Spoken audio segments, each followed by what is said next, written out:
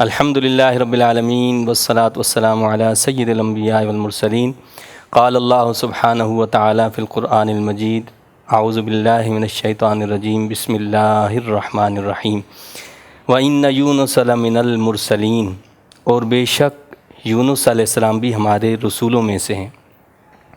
اِذْ أَبَقَ إِلَى الْفُلْكِ الْمَشْحُونِ، جب وہ بھاگ کر گئے تھے بری ہوئی کشتی کی طرف سوار ہونے کے لیے۔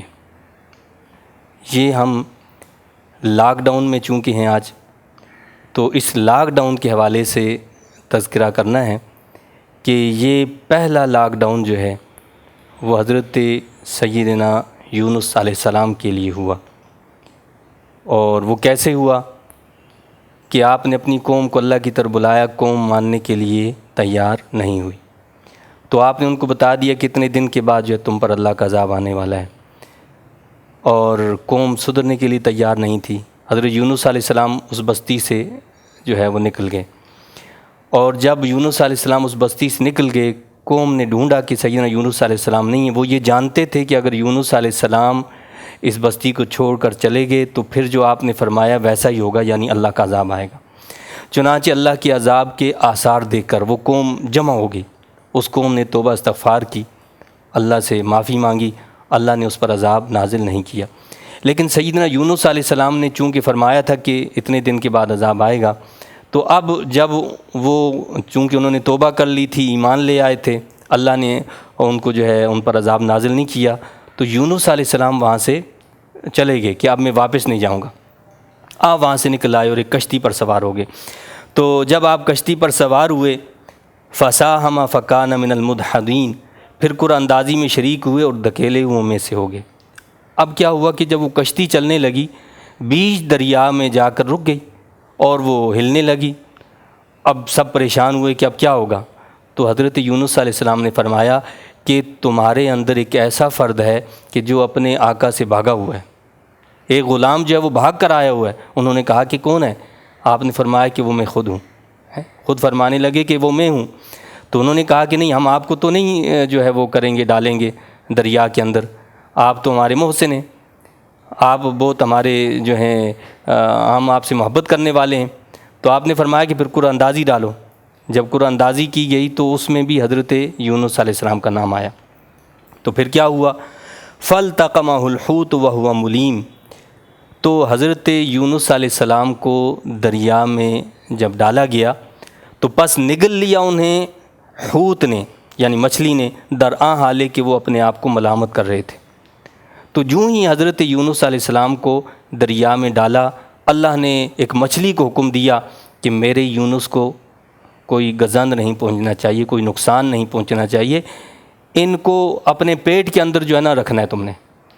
مچھلی فوراً جاتی ہے اور یونس علیہ السلام کو نگل لیتی ہے، اور اس مچھلی کے پیٹ میں یونس علیہ السلام جہاں پہنچتے ہیں۔ تو یہ اب ایک نیا زندگی کا دور شروع ہو رہا ہے۔ فَلَوْلَا أَنَّهُ كَانَ مِنَ الْمُسَبِّحِينَ، اللہ خود فرما رہا ہے، پس اگر وہ اللہ کی پاکی بیان کرنے والوں سے نہ ہوتے۔ حضرت یونس علیہ السلام اپنے آپ کو ملامت کر رہے تھے کہ میں اللہ کے حکم سے پہلے کیوں نکل آیا۔ تو اللہ فرما رہا ہے کہ یونس علیہ السلام اس مچھلی کے پیٹ میں چلے گئے، لیکن وہاں پر بھی اللہ کو یاد کرنا نہیں بھولے، وہاں بھی اللہ کی تسبیح میں لگے، لا الہ الا انت سبحانک انی کنت من الظالمین، لا الہ الا انت سبحانک انی کنت من الظالمین، لا الہ الا انت سبحانک انی کنت من الظالمین، تیرے سوا کوئی معبود نہیں ہے، ظالموں میں سے تو میں ہی ہوں۔ تو یہ تسبیح پڑھتے رہے۔ اللہ فرماتا ہے کہ اگر وہ تسبیح پڑھنے والوں میں سے نہ ہوتے تو کیا ہوتا؟ لَلَبِثَ فِي بَطْنِهِ إِلَىٰ يَوْمِ يُبْعَثُونَ، تو پڑے رہتے مچھلی کے پیٹ میں قیامت کے دن تک۔ یہ سورہ صافات ہے، اور سورہ صافات کی آیت نمبر 144 ہے، 144۔ تو اللہ کیا فرماتا ہے کہ اگر وہ تسبیح پڑھنے والے نہ ہوتے، تسبیح کرنے والوں میں سے نہ ہوتے، اللہ کی پاکی بیان کرنے والوں میں سے نہ ہوتے، تو پڑے رہتے مچھلی کے پیٹ میں قیامت کے دن تک۔ فَنَبَذْنَاهُ بِالْعَرَاءِ وَهُوَ سَقِيمٌ، پھر ہم نے ڈال دیا انہیں کھلے میدان میں اس حال میں کہ وہ بیمار تھے۔ اب کیا ہوا؟ تقریباً 40 دن تک آپ مچھلی کے پیٹ میں رہے اور زندہ رہے، اللہ کی پاکی بیان کرتے رہے، اور اس کے بعد اللہ نے حکم دیا مچھلی کو کہ تم پیٹ سے نکالو۔ جبرائیل امین علیہ السلام آئے، اور آپ کو جو ہے ہاتھوں ہاتھ لیا، اور کیا ہوا؟ وَأَنبَتْنَا عَلَيْهِ شَجَرَةً مِّن يَقْطِينٍ، ایک ایسی جگہ پر حضرت جبرائیل علیہ السلام لے گئے اور ان کی حفاظت کے لیے ہم نے اگا دی ان پر کدو کی بیل۔ ایک ایسی جگہ پر لے گئے جہاں سایہ بھی تھا اور وہاں کدو کی بیل تھی، تاکہ آپ سائے میں رہیں اور آپ کو تکلیف نہ ہو۔ وَأَرْسَلْنَاهُ إِلَىٰ مِائَةِ أَلْفٍ أَوْ يَزِيدُونَ، اور ہم نے بھیجا تھا ان 1,00,000 یا اس سے زیادہ لوگوں کی طرف، یعنی آپ کے امتی جو ہیں وہ 1,00,000 یا اس سے زیادہ تھے، ان کی طرف جو ہے ہم نے ان کو بھیجا تھا۔ تو یہ جو ہے پہلا لاک ڈاؤن کہ جس میں حضرت یونس علیہ الصلاۃ والسلام جو ہیں مچھلی کے پیٹ میں رہے۔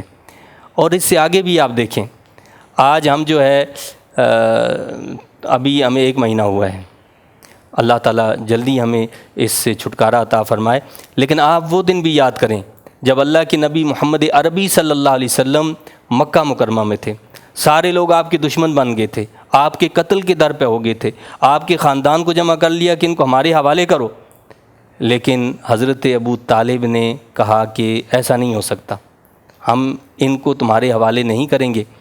چنانچہ حضرت ابو طالب اور نبی کریم صلی اللہ علیہ وسلم، آپ کا پورا خاندان بنو ہاشم جو ہے، بنو عبد المطلب، بنو مطلب جو ہیں، ان سب کو جو ہے شیب ابی طالب میں یعنی ایک طرح سے بند کر دیا گیا۔ کس طرح بند کر دیا گیا؟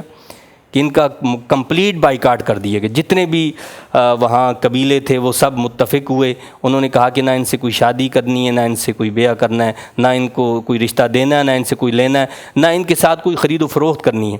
یہ 3 سال کا عرصہ ہے، 1 مہینے کا، 2 مہینے کا، 3 مہینے کا، 1 سال کا عرصہ نہیں، 3 سال کا عرصہ۔ اس 3 سال کے عرصے کے اندر کیا ہوا، صورتحال کیا ہو گئی تھی؟ اگر تاریخ اٹھا کر دیکھیں تو آپ کو پتہ چلے گا کہ یہ صورتحال ہو گئی تھی، بچے بلک بلک کر روتے تھے، جن کی آوازیں دوسرے لوگوں تک جو ہے وہ جاتی تھیں، اور لوگوں نے ان ایام کے اندر پتے کھائے ہیں، گھاس کھایا ہے، اور گھاس کے ذریعے سے اپنے پیٹ کو بھرتے تھے۔ کہیں چمڑا جو ہے مل جاتا، اس کو اٹھا کر اس کو جو ہے جلا کر اس کی راکھ بنا کر اس کو کھاتے تھے۔ یہ صورتحال تھی۔ اور پھر 3 سال کے بعد محمد عربی صلی اللہ علیہ وسلم نے حضرت ابو طالب سے فرمایا کہ آپ ان سے کہہ دیں، کیونکہ اس وقت کا ایک طریقہ تھا کہ جو معاہدہ ہوتا تھا، جو بھی کوئی تحریر ہوتی تھی، اسے کعبۃ اللہ میں لٹکا دیا جاتا تھا۔ تو آپ نے فرمایا کہ جو انہوں نے معاہدہ کیا ہے، جو انہوں نے پابندیاں لگائی ہیں، جو انہوں نے ایک تحریر لکھی ہے، وہ تحریر ساری کی ساری اس کو دیمک نے چاٹ لی ہے۔ میرے رب نے اس پر دیمک کو مسلط کر دیا، دیمک نے سب کچھ چاٹ دیا، سوائے اللہ کے نام کے اس میں کچھ بھی نہیں رہا۔ تو حضرت ابو طالب نے ان لوگوں سے بات کی، انہوں نے کہا کہ بھائی بات یہ ہے کہ میرا بھتیجا جو ہے وہ یہ کہہ رہا ہے کہ وہ جو تم نے دستاویز بنائی تھی اور کعبۃ اللہ میں لٹکائی تھی، اسے دیمک نے چاٹ لی ہے۔ اگر میرے بھتیجے کی بات درست ہے تو تم جو ہے یہ بائیکاٹ ختم کر دو گے، اور اگر میرے بھتیجے کی بات درست نہ ہوئی تو میں ان کو تمہارے حوالے کر دوں گا۔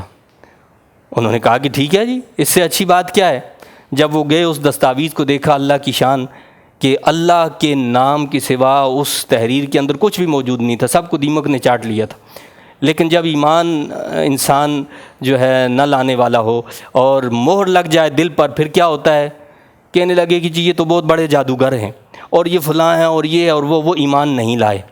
لیکن بہرحال اس طرح چند لوگ ایسے کھڑے ہو گئے جنہوں نے کہا کہ یہ ظلم اور زیادتی ہے، لہٰذا ہم اس ظلم اور زیادتی کو برداشت نہیں کریں گے۔ وہ معاہدہ انہوں نے جو ہے ختم کیا، تار کیا اور بائیکاٹ کو ختم کیا۔ 3 سال تک یہ لاک ڈاؤن رہا۔ اللہ سے دعا اور التجا ہے کہ اللہ تعالی ہمیں اپنے نبی کریم صلی اللہ علیہ وسلم کی ان ایام کو یاد کر کے ان دنوں میں، یہ لاک ڈاؤن کے ایام میں صبر و تحمل سے کام لینے کی، اللہ سے مدد مانگنے کی توفیق عطا فرمائے۔ آمین۔ وآخر دعوانا وان الحمد للہ رب العالمین۔